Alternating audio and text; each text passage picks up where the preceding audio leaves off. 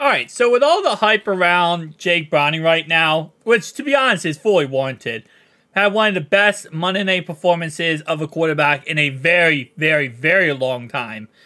Absolutely amazing. But he does say in this press conference here, posted by Mike, that he's kind of scared of being a one-game wonder, and it makes him paranoid. This is what he has to say about the whole entire situation. Yeah, I think just you always think you can do it, but you don't know until you know. And so you have finally have a good performance. But I would like to reiterate that it was one good game. So let's stack some of those back to back and not just be the guy who had a good one Monday night game and then just kind of fell off. So I am very paranoid about that probably, but I've seen that happen to guys where they have a good game and or even guys that have a whole good rookie season and all of a sudden the next year, defensive coordinators are watching what you did well and they get a better feel for you and they're really good at what they do. So you kind of got to be ready to adapt and adjust, and that happens to the best of the best. And so it's bound to happen. And how you're going to respond, and are you prepared for that? And I think, to be honest, listen, okay, that is very true that there are certain backups who come in the first game, they absolutely go off. Especially when it's a night game, right? This is his second NFL start. His first NFL start was kind of shaky versus good defense in Pittsburgh. So this game, it was like, okay, everything was pushing us toward being the underdog. He was the underdog. And everything just perfectly flowed together, and we won the game. And I think what he's saying here really also is, do not create unrealistic expectations. Because if he goes into this next game versus the Colts, and let's say the first quarter he's struggling a tad bit. Not bad, but he's not the greatest, right? That's expected. He's a backup quarterback. You should not expect what he did last week to happen every single week moving forward. What happened last week was the top of the top. That is what he can be if everything is perfect. But I think what he's kind of scared of here is people creating unrealistic expectations, overvaluing last week's performance and saying, oh, you better perform like that every single week, or you clearly aren't as good as that we thought you were. So it's kind of like, just kind of take that as an outlier game, but that is also, again, his peak performance of what he can be, and why it's impressive that we do have something in our backup quarterback here. But again, it does happen a lot, and he isn't wrong. There are quarterbacks who have, Matt Flynn's a good example of that back when he was with the Packers. He had that one crazy great game when Rodgers wasn't in the game. I think it was against rookie Stafford. I think he had like 400 yards, 5 touchdowns. Like, he went off.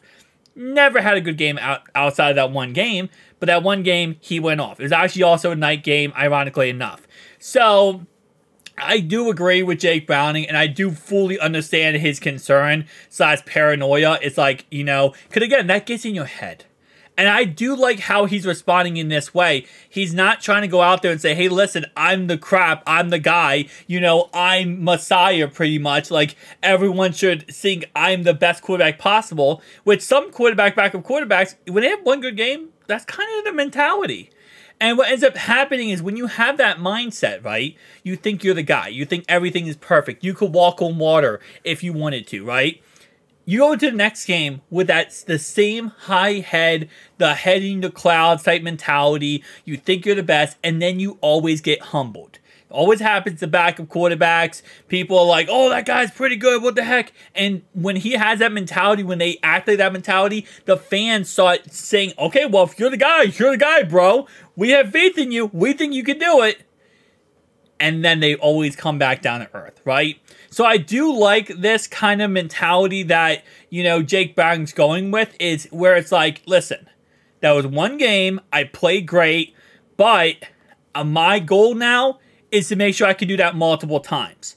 Because before you get cocky, arrogant, and kind of get on a high horse, you want to make sure after game after game after game after game, you can actually get that done. And to the point, he says, of coaches and, guys after 1 year, look at Lamar Jackson. His first year in 2018, my bad, first real year was 2019, when he won MVP award. Nobody had film on him. Nobody had film on a quarterback that could break your ankles and outrun you in every way possible. No one really had film on that.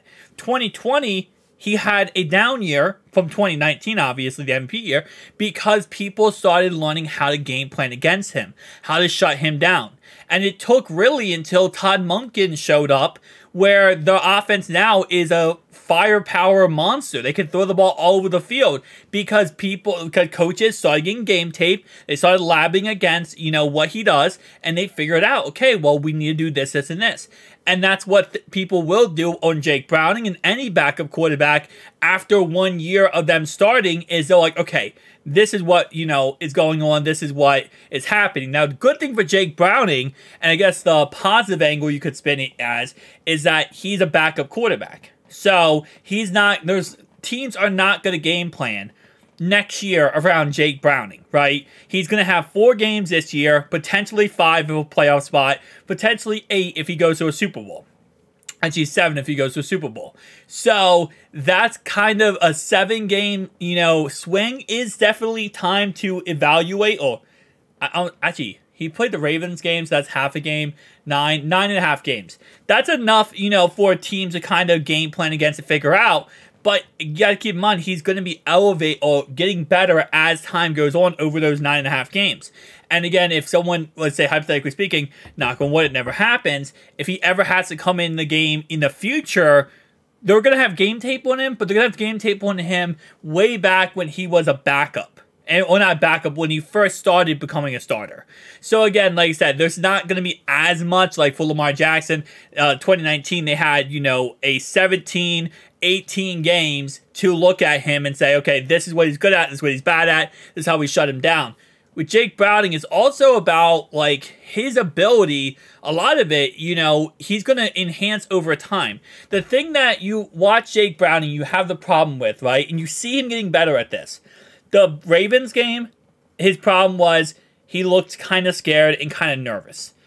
Then, the Steelers game, he didn't look as nervous or scared, but he held the ball too long. His play recognition time, his reads were slow. And all that kind of was just taking forever, and it hurt us big time. Then, now go to the Jags game. What you saw was, after the first quarter, because the first quarter was kind of iffy, what you saw was that he started making reads better. He started making plays faster. He started getting the ball out of his hands better. And these are things that he's learning how to do as the games go along. You have to... the best experience in the NFL is actual NFL experience. The best, practice, the best knowledge is just being out there and playing it and seeing what works and what doesn't work, right? And so, at the end of the day, that's what he's learning throughout these last couple games, is he's getting better and better. So...